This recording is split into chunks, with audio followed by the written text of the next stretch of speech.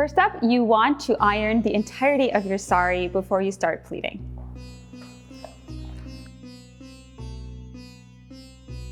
Once you've ironed the entire sari, you want to measure out the length of your pallu. So to do that, just put it over and make sure it is the length that you'd like, and then mark it, and you can even put a safety pin here.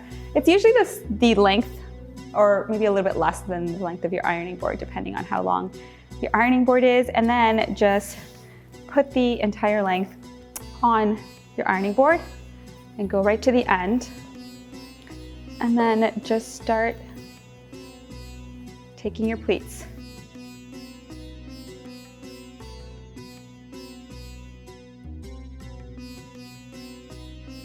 Once you've done a couple of pleats, especially if you're working with a heavier, puffier sari like I am, you want to just pin every 3 or 4 pleats, whatever you're comfortable with, so it doesn't come undone and you don't lose your hard work.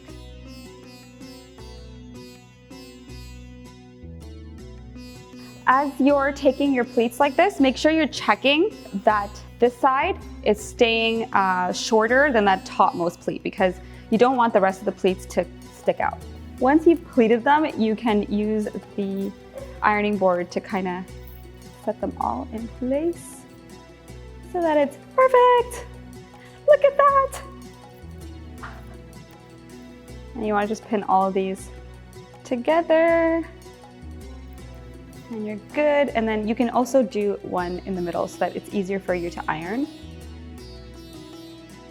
You can also take this opportunity to fan out the pleats if you'd like to, like that. If you wanted a slightly wider pallu, that's totally cool. Or if you just wanted that fanned look, that's cool too. The only rule is that you don't want these subsequent pleats to be fatter or wider than that top one. And there you go. You have your pallu done in one go. So once you've pinned it, you want to just put it back on your shoulder and make sure that it's the length you want. I feel like this is too short, so I'm just going to pull it back a little bit. And I think that's a good length.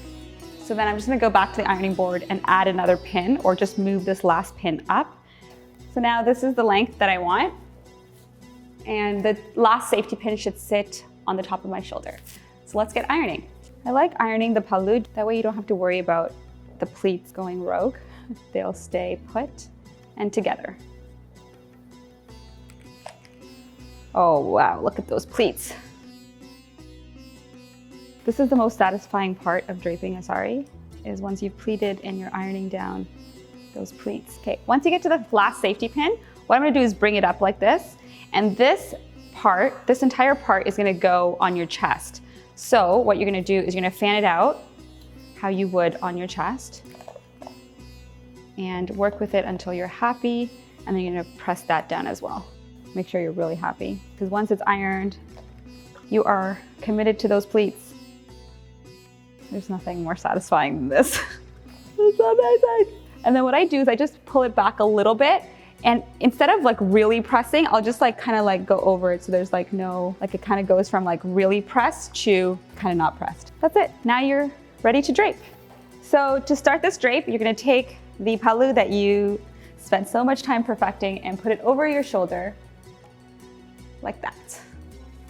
And then what you're gonna do is bring it around your body and do a little twirl so that now the sari is in front. And what you're gonna do is pleat right up until like right here. So I'm gonna just start pleating, and you can check out my video on how to pleat. It's a super easy technique.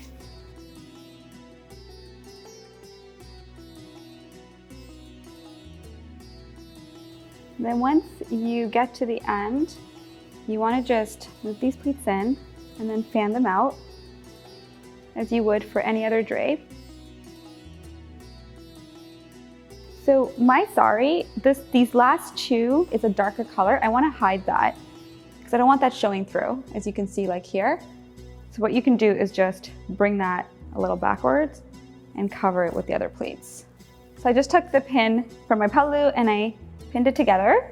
So you're gonna just, once you're happy with how the pleats are, then you're just gonna take it and make sure the bottom of the sari matches up with the bottom of the cancan.